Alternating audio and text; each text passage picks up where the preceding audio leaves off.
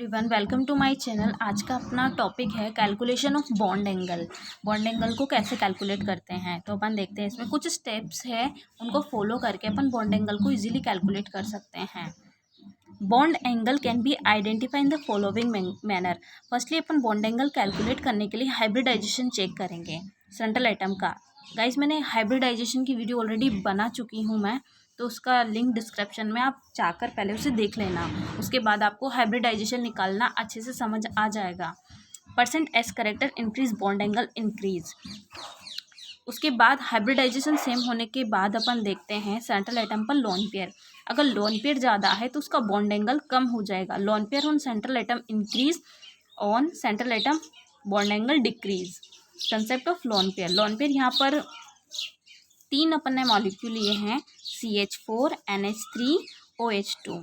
तो यहाँ पर वैसे तो इसका हाइब्रिडाइजेशन जो होना चाहिए था वो 109.5 होना चाहिए था, बट लोन पेयर रिपल्शन की वजह से इसका बॉन्ड एंगल जो होता है वो चेंज हो जाता है। क्योंकि यहाँ पर जैसे यहाँ पर लोन पेयर रिपल्शन सबसे ज़्यादा होता है, तो यहाँ पर रिपल्शन की वजह से जो अपना बॉन्ड एंगल है वो रिपल्शन की वजह से छोटा हो जाता है, क्योंकि रिपेल करेगा वो उसको इधर से। मेरे पास क्या है, अभी बोर्ड नहीं है तो इतना पेपर पे एक्सप्लेन नहीं हो पा रहा, सॉरी। और उसकी क्योंकि इसमें लॉन पेयर ज़्यादा है, तो जितने ज़्यादा लॉन पेयर होंगे रिपल्शन उतना ही ज़्यादा होगा, तो बॉन्ड एंगल उतना ही कम हो जाएगा। इसमें भी रिपल्शन हो रहा है, लेकिन इसका बॉन्ड एंगल इतना कम नहीं हो रहा जितना इसका हो रहा है NH3 का, क्योंकि एक ही लॉन पेयर है और यहाँ पर कोई भी लॉन पेयर नहीं है, तो इसकी ज्योमेट्री रेगुलर है। 109.5 इसका बॉन्ड एंगल है जो इसका होना चाहिए था। तो गाइज, इसकी जो इस टाइप की जो ज्योमेट्री होती है जिसमें एक भी लॉन पेयर नहीं होता, उसको अपन आइडियल और रेगुलर ज्योमेट्री बोलते हैं। इसका छोटा सा कंसेप्ट है, वो मैं आपको आगे बताऊंगी। Percent s character is contribution of sigma type bond in hybridization. यहाँ पर सिग्मा बॉन्ड जो होता है एक तरीके से कंट्रीब्यूशन होता है हाइब्रिडाइजेशन में सिग्मा टाइप बॉन्ड का, परसेंट एस करेक्टर जो होता है। और सिग्मा बॉन्ड जो होता है न्यूक्लियस के बहुत पास होता है, इसलिए वो बहुत स्ट्रॉन्ग होता है।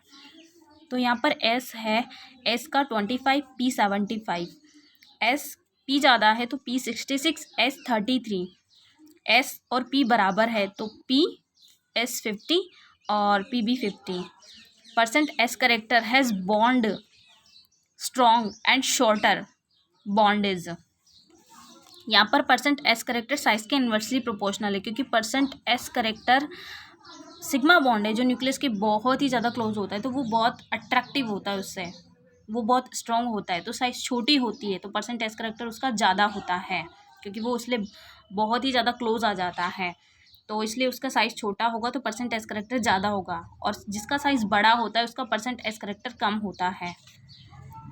यहाँ पर है, if all electron around the central atom are bond pair, there is no lone pair and all surrounded atom are identical, then such type of molecule ion possess ideal regular shape. जैसे कि मैंने आपको बताया था अभी ऊपर, CH4 अपना जो ज्योमेट्री है वो प्रॉपरली आइडियल है, क्योंकि उसमें एक भी लोन पेयर नहीं है, और जिसमें एक भी लोन पेयर नहीं होता सारे बॉन्ड पेयर होते हैं, उसकी ज्योमेट्री आइडियल और रेगुलर अपन उसको बोलते हैं।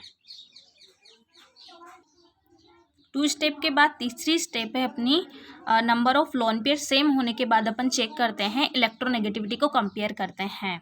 इलेक्ट्रोनेगेटिविटी को कंपेयर कैसे करते हैं, अगर सेंट्रल एटम की इलेक्ट्रोनेगेटिविटी ज़्यादा है तो बॉन्ड एंगल ज़्यादा है, और सराउंडेड एटम की इलेक्ट्रोनेगेटिविटी ज़्यादा है तो बॉन्ड एंगल कम है। तो गाइस, इसमें सेंट्रल एटम की इलेक्ट्रोनेगेटिविटी ज़्यादा होने की वजह से बॉन्ड एंगल ज़्यादा कैसे होता है, और सराउंडेड एटम के कम होने की वजह से बॉन्ड एंगल कम कैसे होता है, वो थोड़ा सा कंसेप्ट है यहाँ पर अपन देख लेते हैं, ताकि अपनी क्वेश्चन ईजिली बन जाए। जैसे अपन ने यहाँ पर देखा NH3, यहाँ पर मैंने कर रखा है तो थोड़ा ये ऐसे हो रहा है अभी, यहाँ पर है, क्योंकि यहाँ पर इलेक्ट्रोनेगेटिविटी क्या होती है, यहाँ पर इलेक्ट्रोनेगेटिविटी डिफरेंस जितना ज़्यादा होता है तो उसका पोलराइजेशन, तो पोलराइजेशन ज़्यादा होने की वजह से चार्ज यहाँ पर अपना, क्योंकि जिसमें ज़्यादा पोलराइजेशन होगा उसमें चार्ज उतना ही अच्छे से आएगा, पॉजिटिव नेगेटिव। तो यहाँ पर हाइड्रोजन के पास प्लस, नाइट्रोजन की इलेक्ट्रोनेगेटिविटी हाइड्रोजन से ज़्यादा है तो नाइट्रोजन के पास आएगा नेगेटिव चार्ज, और यहाँ पर इसके पास चूँकि एक लोन पेयर है, तो लोन पेयर इसके डेंसिटी ऑफ इलेक्ट्रॉन है, एक तरीके से डेंसिटी ऑफ इलेक्ट्रॉन है अपना लोन पेयर, तो यहाँ पर इसके बीच में रिपल्शन होगा, तो ये उसकी वजह से क्या थोड़ा दूर चला जाएगा, ये देखो यहाँ पे चला गया, और यहाँ पर फ्लोरीन की इलेक्ट्रोनेगेटिविटी ज़्यादा है और नाइट्रोजन की उससे कम है, तो यहाँ पर इतना रिपल नहीं हो पाएगा, तो ये पास ही रहेगा। तो ये दूर जाने की वजह से इसका बॉन्ड एंगल पास रहेगा, तो ये रिपेल करेगा, तो इसका बॉन्ड एंगल कम हो जाएगा। तो यही फैक्टर है यहाँ पर कि अगर सराउंडेड एटम की इलेक्ट्रोनेगेटिविटी ज़्यादा है तो उसका बॉन्ड एंगल जो होगा वो कम हो जाएगा, मिनिमम हो जाएगा। ये मोस्टली दिक्कत आती है, स्टूडेंट हैं मेरे से बोल रहे थे कि हिंदी इंग्लिश की वीडियो, तो मैं भी बीएससी वगैरह का भी स्टार्टअप की बोल रहे हैं, तो भी इतना टाइम नहीं, बट मैं कोशिश करूँगी आगे जा कर के उसका करूँ रेगुलर। हिंदी में भी कंसेप्ट ऑफ इलेक्ट्रोनेगेटिविटी, जैसे इसका बॉन्ड एंगल है, इसकी सेंट्रल एटम की इलेक्ट्रोनेगेटिविटी ज़्यादा है तो इसका बॉन्ड एंगल 106 से, बट जैसे अपन ने देखा यहाँ पर NH3 है, क्योंकि पोलराइजेशन ज़्यादा है, इलेक्ट्रोनेगेटिविटी डिफरेंस ज़्यादा होने की वजह से पोलराइजेशन ज़्यादा होता है, और उसमें इलेक्ट्रॉन और जो लोन पेयर उसके बीच में अपल्शन की वजह से वो ऊपर चला जाता है, तो नीचे से उसको प्रेस नहीं कर पाता यहाँ पर, क्योंकि बॉन्ड एंगल कब होता है, जब उसको यहाँ पर रिपल्शन होगा और यहाँ पर इसको प्रेस करेगा तो उसका बॉन्ड एंगल छोटा हो जाएगा, बट यहाँ पर ऐसा कुछ नहीं होता, वो होता है लोन पेयर की वजह से। और यहाँ पर इलेक्ट्रोनेगेटिविटी यहाँ पर अब देखते हैं अपन ने, जैसे फॉलोइंग स्टेप्स अपन ने पढ़ लिया, अब अपन इसको क्वेश्चंस को देखेंगे कि क्वेश्चन अपन को कैसे करने चाहिए। NH3 है, यहाँ पर एक क्वेश्चन लिया है, मैंने स्टेप बताई फॉलोइंग स्टेप, जैसे फर्स्ट अपन को हाइब्रिडाइजेशन, सबसे पहले हाइब्रिडाइजेशन,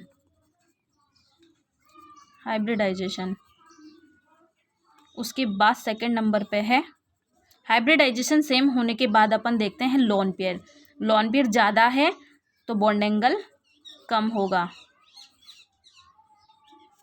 लोन पेयर के बाद अपन देखते हैं तीसरे नंबर पे इलेक्ट्रोनेगेटिविटी, अगर इलेक्ट्रोनेगेटिविटी सेंट्रल एटम की ज़्यादा है तो बॉन्ड एंगल ज़्यादा होगा, और अगर सराउंडेड एटम की ज़्यादा है तो बॉन्ड एंगल कम होगा। ये इतने स्टेप्स हैं, इनको फॉलो करने के बाद अपने क्वेश्चन बहुत ही इजीली, मैंने 2-3 टाइप के क्वेश्चन इसी बेसिस पे लिए हैं, हो जाएंगे।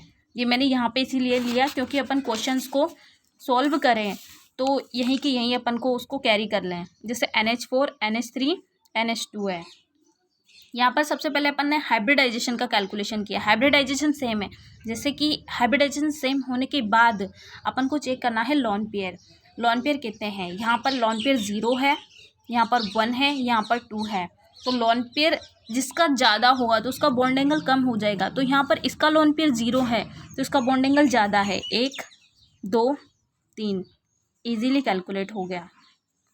जैसे NH3 यहाँ पर लोन पेयर 1 था, यहाँ पर 2 थे, लोन पेयर ज़्यादा होने पर बॉन्ड एंगल कम होता है। सेकंड एग्जांपल है अपना H2O H2S H2SE और H2TE, ठीक है।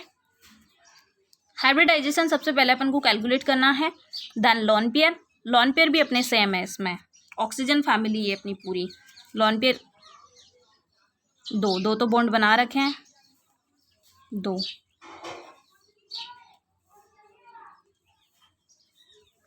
उसके बाद क्योंकि लोन पेयर के बाद अपना तीसरा स्टेप आता है इलेक्ट्रोनेगेटिविटी चेक करने का।